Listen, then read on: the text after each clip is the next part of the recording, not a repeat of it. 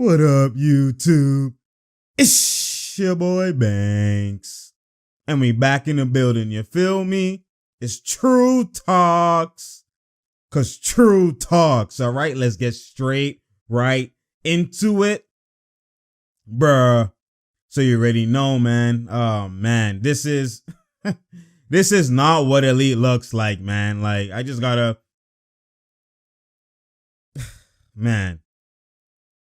Stuff like this, man, is what I dislike. I dislike stuff like this when it comes down to it. And this is what I don't like. Man's being the scapegoat and all that type of stuff. But anyways, basically, the other day we found out that the Clippers are moving on from Doc Rivers. Obviously, they fired him. Basically, they let him go.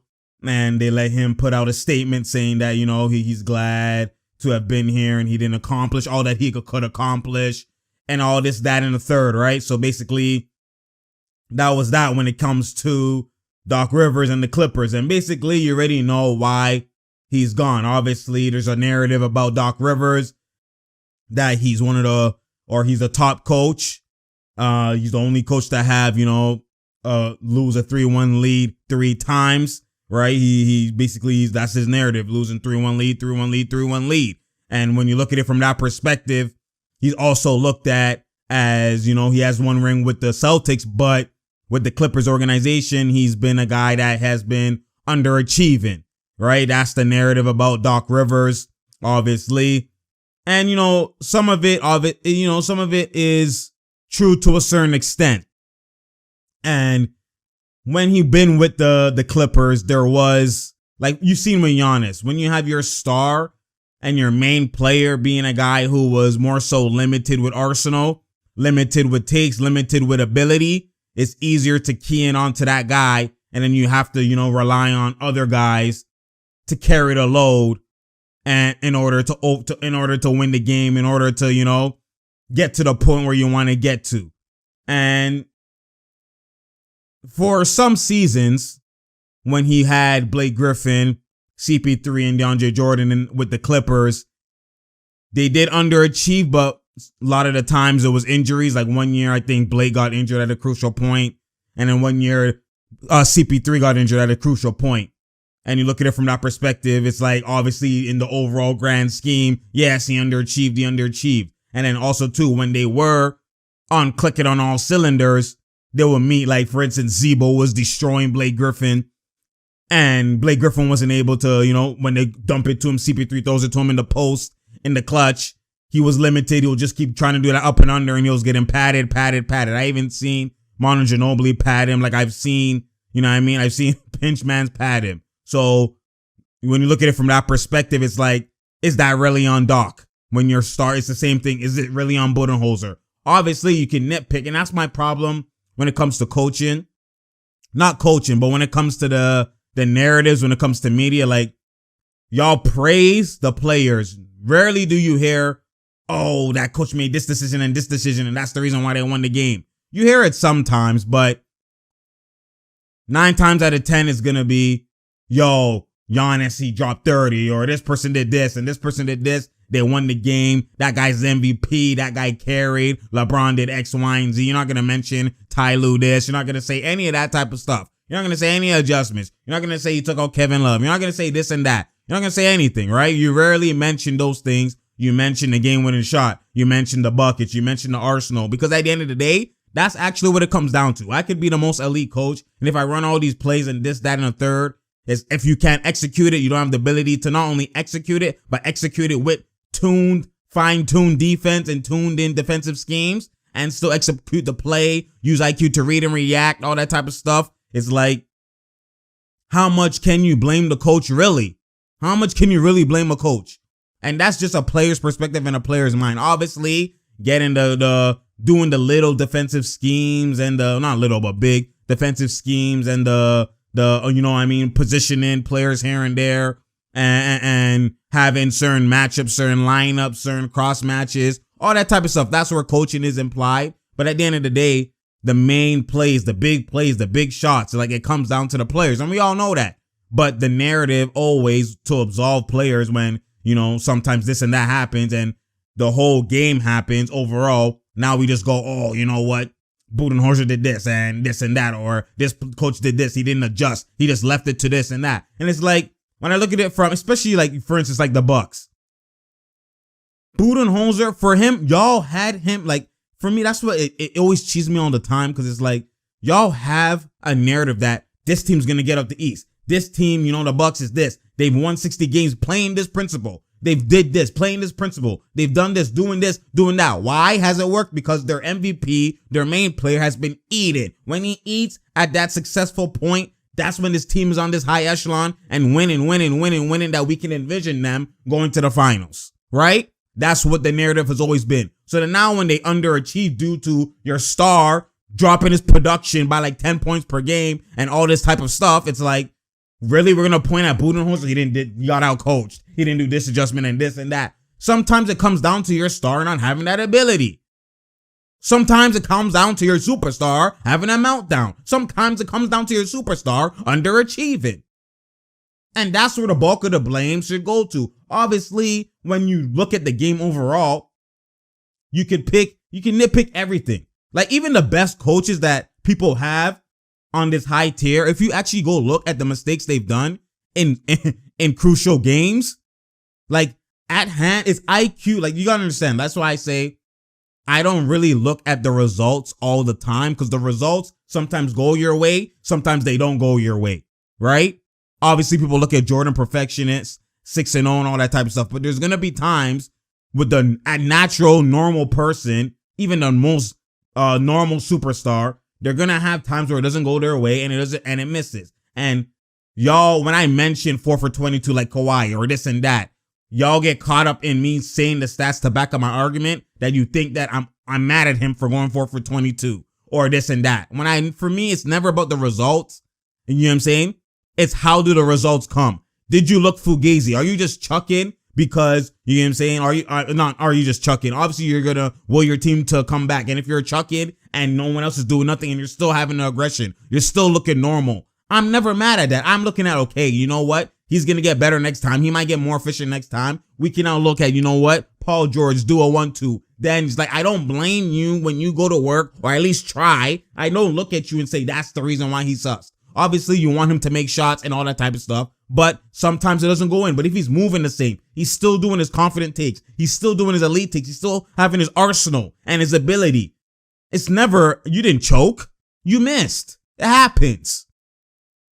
But when you look different, when your palms look sweaty, you look nervous, you move different, that's when I will more so say that guy choked. That guy burst under the pressure. Pressure burst, bust pipes, all that type of stuff. You know what I'm saying? So when you look at it from that perspective, it's like, I never get mad. Like I've been said, I don't get mad at the shots and the things, because overall you can look at the results and nitpick for everything. Anyone could do that. But in real time, did you trust that take? In real time, were you amped when he shot it? That looks good. Missed. Obviously, after all, this man hit shots in the fourth, and you could get mad about that, whatever the case is. But that's not really analyzing basketball for the real context of what's going on. You know what I'm saying? And that's where a lot of people, the disconnect between players and actual, people who play the game and are in the trenches and whatever understand, and the people who, kind of just the media, there's a disconnect. And that's where I'm here to enlighten, at least give, 1-2 insight about where I always side with what the players think or what's going on with, that's the real context. That's the real fight. That's the real IQ. That's what I do. So when you look at it from that perspective, same thing, like I said, when the player's missing or whatever, and you look at the results and you can pick and point. You know what I'm saying? And that's why you have LeBron fans, even the same LeBron fans. They'll go, you know what? And I know I'm going on a tangent here, but it'll come full circle. You'll hear the LeBron fans go, I'm not mad. He did the right play. He did the right play. Anytime the right play or he makes the pass and the guy doesn't hit the shot, you can't get mad because he passed an open shot. He made the right play 9 times out of 10. He made the right play every single time. Don't get mad at the results. And that's true to a certain extent. But sometimes you have to know, especially if you're that GOAT or you're that great player, you have to know, KYP, know your personnel. Can that guy hit a wide open shot, or is my 5-foot floater better than his open shot right there when I'm that guy? That's the different echelon. That's where I'm looking at minute one, you would take that floater. You wouldn't pass to the guy in the corner or whatever the case is. Now it's, that's different context, whatever. Anyways, past that, now what's relative in this sense when it comes to coaches, like for instance, Greg Popovich, right? The most elite coach, this, that, and the third, and all that type of stuff. And don't get it twisted. He's elite. I co-sign and I agree that Popovich is that guy. But there's been times where it looks like it's IQ in a game 6. We're about to win the ring when he's facing the Miami Heat. You know what? Let's match up well so we can't get a 3 off a drop coverage or off a switch. And we can just switch everything. Tim Duncan, come to the bench. But LeBron misses the shot. Chris Bosh gets the rebound. If Tim Duncan's there, the chances of that rebound happening is very, very slim. Chris Bosh gets the rebound, pass it to Ray Allen, bucket. So in hindsight, you know what I mean? Oh, Popovich, he made a bad decision. What's wrong with Popovich? Why would you take out Duncan? You know what I mean? When X's and O's, it was IQ to have him out because you might have got a 3. Yes, now when you look at the play, if your mind tells you insert Duncan, that's a rebound. But would they have missed the 3 if Duncan is in there and he's not maybe switching when they had Bosh at the 5 in a small ball lineup? That's what I'm talking about. You know what I'm saying? That's exactly what I'm talking about. The ones that where I'm like, oh no, this is no IQ. What you're doing is not even IQ. Then I could blame you. For instance, like Brad Stevens, when he inserted Tice because he's just like, okay, let's go back to the starting lineup, bring back Tyson. When the game shifted, when Grant Williams was, the whole reason you put Grant Williams in there, because you didn't play him, is because, enough of this. Every time, like, we have to double team, or when we switch, it's just Fugazi. We're not able to switch, so we're now you're double teaming. Tyson's kind of gapping and recovering, so now you're throwing alleys to Bam and all that type of stuff, and he's eating. You know what? Enough of that. Bring in Grant Williams so we can switch everything. So the whole purpose of you bringing him was an IQ way to bring him in. And you bringing him in changed everything. You switched everything. Miami, he wasn't able to score. That's why they were up 6, the Celtics, with like 5 minutes left. Now he takes him out. Bam now goes to work on Tice. One-on-one, not even through screens and slips. That's where it's like, no, you actually use no IQ because what you did was working. Don't change it because he's played maybe a 7-minute stretch. He needs fatigue. You're down 3-2. Fight through. You know what I'm saying? Those are situations where I'm like, okay, blame the coach. But like I said, you can nitpick with so many different things. You know what I'm saying? Like there's so many times you can nitpick. You can nitpick with so many things. I can name a plethora of times with, exactly like Kerr even lost a 3-1 lead. Do we go Kerr as an ain't his coach? You know what I'm saying? Situational. Why? Because you look at it as like, we had a 1-2 injury, but then what happened? Kyrie and LeBron went to work. And Steph's palms was sweaty. We blame Steph. We don't look at Kerr that, oh my God, you know what? You should have you should have never had Curry on Kyrie Irving. Yes, he didn't want him to, but they used IQ and were picking on him. You should have ran a zone and hit him. You know what? He didn't adjust. He's bad at adjustments. Like, come on now. Obviously, it is truth to what the narrative of some people are saying. Yes, Budenholzer sometimes doesn't adjust. Doc Rivers, sometimes hindsight, he doesn't adjust. Like, if we can nitpick, we can literally say, you know what? Because Jokic is killing, he's killing Hero, he's all killing Zubats. You know what? Joakim Noah, let's get it. He didn't use him. That's where I have an issue with Doc with certain things like that. But at the end of the day, how can I look and blame those little things? Because even if you did do those 1-2 things, regardless, Kawhi was getting double teamed on offense and he's passing to guys and they're bricking. Kablunski. You know what I'm saying? So it's like, mans are moving Fugazi. And not only that, you still have leads. With this same Fugazi, no, he doesn't adjust. He doesn't do this. They're still up 3-1. They're still up 19, 9, 15, 12, 3 straight games, and they lose the leads. Is that really coaching? Just think about it. How can it really be coaching if we're actually up? If we're actually up, did he make the right moves? Didn't he make the right, you know what I mean? Y'all didn't say nothing when they were up 3-1. Y'all didn't say Doc is not adjusting. You know what I'm saying? Oh, we got out coached by Rick Carlisle and all this type of stuff. Yo, Luka's going to work and these mans are sussing with the switches. They're sussing, miscommunicating. Lou Will's like, this is a player personnel type of stuff. Disengaged. No energy. How much can Doc really do?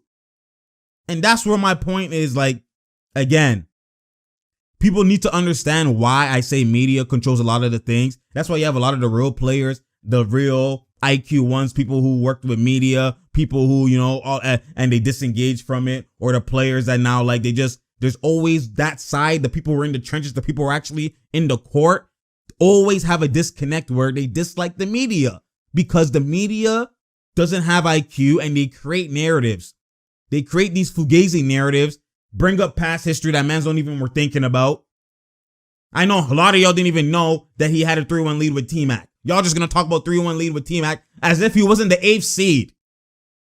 Up on a first seed. Obviously, they're gonna wake up and they're gonna, no, enough is enough, and they can win 3 straight on them. They're the 8th seed for a reason. You're surprised they're up 3-1. Same thing when they bring up Kobe. Kobe lost a 3-1 lead. You're surprised he's up 3-1. They're supposed to lose. If anything, it's a you look at it as, wow, they pushed them up that far. We thought they're gonna get swept.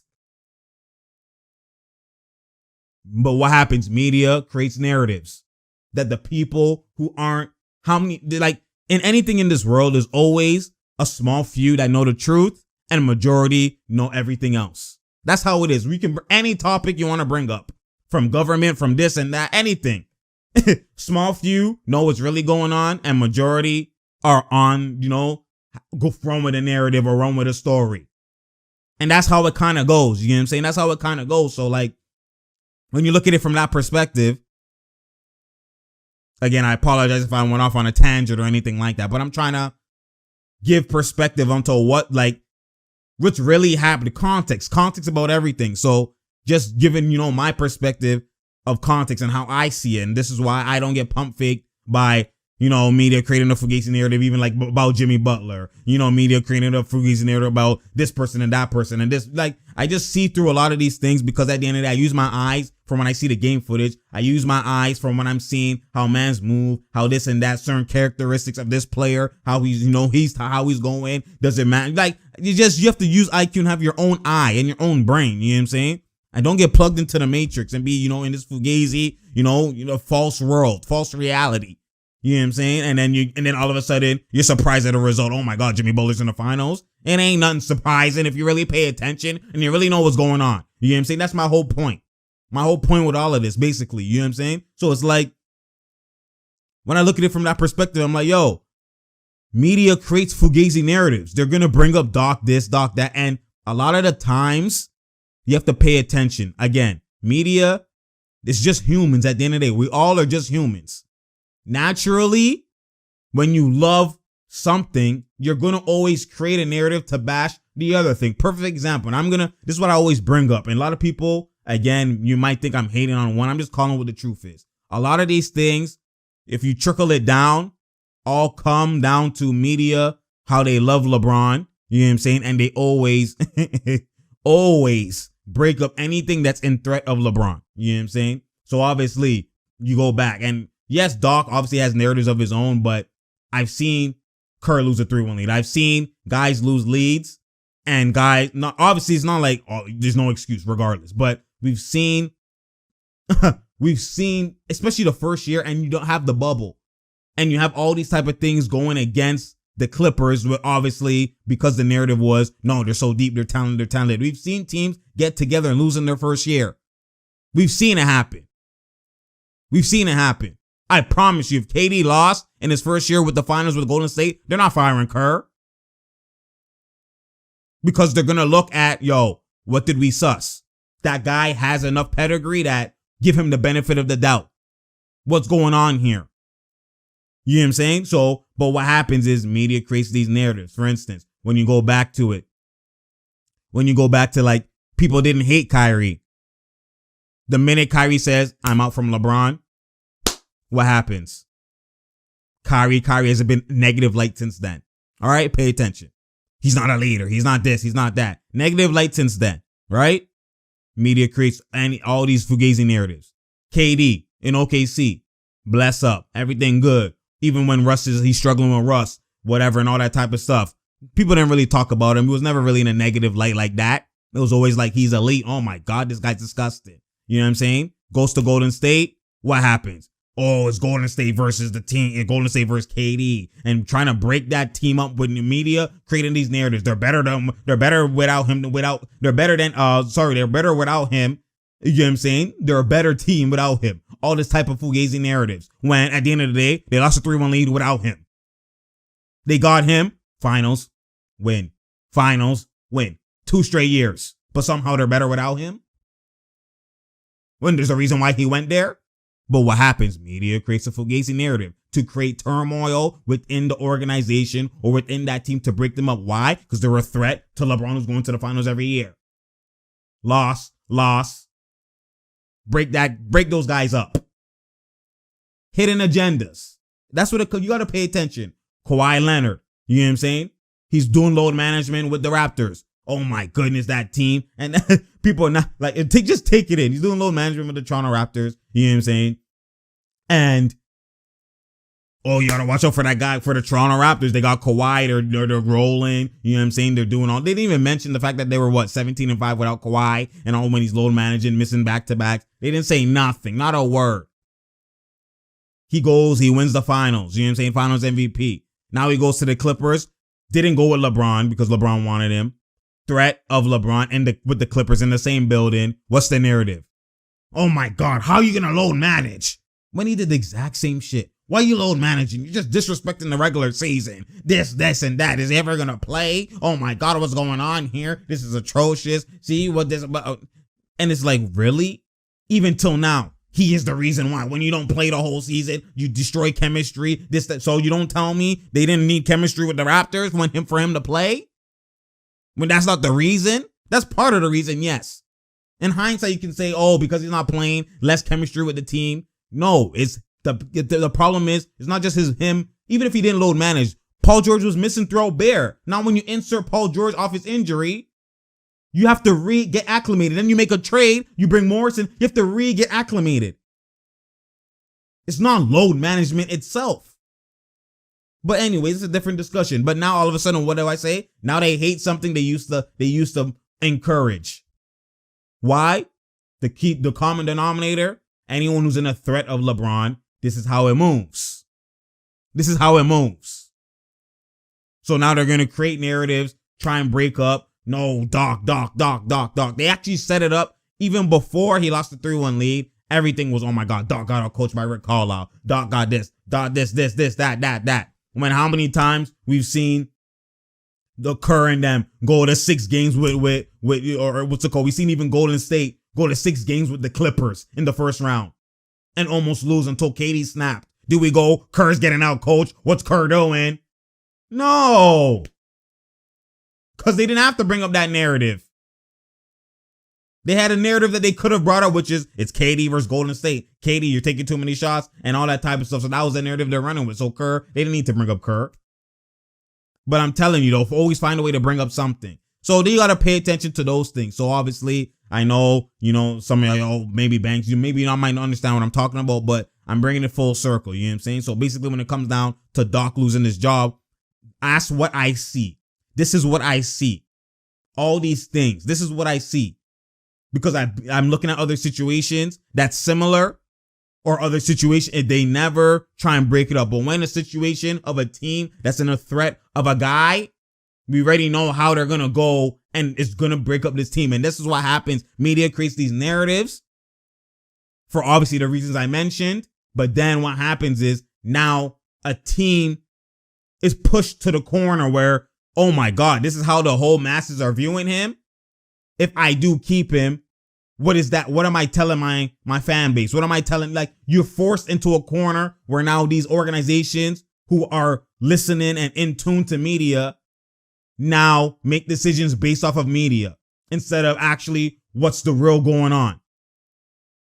And that's what sometimes happens. Not saying it's 100% based off media, but they're not like, you know what I mean? They're in tune to what's going on. They're in tune to what's going on. So it's like, man, it's just crazy. That's what I hate about, that's how I said, I hate about the media. I hate because they create these lies, these narratives, and then now coaches get fired because of it. And this and that and the third. And obviously, when you look at it, I understand that, yes, there might be a better coach Or yes, Doc handles certain situations, not the greatest. But at the end of the day, when your players stink like that, they stink up the bed like that, up leads, to me, he could have pulled how many strings he would have pulled. The same outcome would have been the same outcome. The same outcome would have been the same outcome. Clearly. It's not like they lost by a 1-2 bucket where it's like, okay, maybe if he made a 1-2 adjustment, they would have got a 1-2 stops. They went from blowing out to getting blown out. How many adjustments can he make? Obviously, we can nitpick about the adjustments he didn't do. But is it really the reason? Think about it.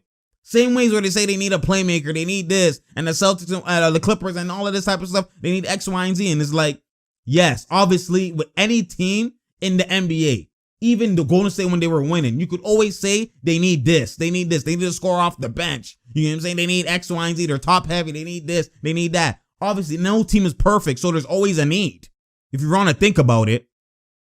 But do you, for me, when I say they could use this, that's like, okay, that's a bonus. Need means you can't win without it. That's cap. If you really think they can't win without the current roster that they had, cap. Big cap. You know what I'm saying? Like, they don't really need a playmaker. They don't. Like, all people, oh my God, they need a playmaker. Like, that's cap. If when Kawhi gets double teamed and mans hit their shots like they're supposed to, because you have so many scorers and so many guys who could shoot, then yes, buckets. Easy. That's why they were up 3-1. And whatever the case was, Kawhi going to work. Now they double him. Guys, Paul George had a 30-point game. This guy hits a shot. You know, these mans are hitting a 1-2. Lou Will is underperforming. All this type of stuff's going on. You didn't need a playmaker. Can you use one? Yes, obviously. But to need, meaning you can't win without? Lies. That current roster, without a playmaker, man's already had high expectations for the Clippers to win the ring. So do you really need a playmaker? No. You could use one, yeah, but do you need it? People thinking, oh my God, Larry was the playmaker and he did this and that and that. Yes, Larry playmaker that sometimes. But if you go back and watch the games down the stretch, the ball was in Kawhi's hands. Getting double teamed and then he has to pass, and then now VanVleet, late shot clock, going to work. Has to pass, Pascal on a cut, or whatever the case is. Or he does his 1-2 dribble pull up or whatever. Like, they didn't use the playmaker that y'all are talking about.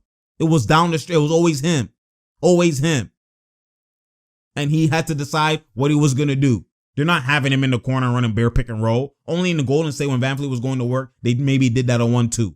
But he still touched the ball that possession.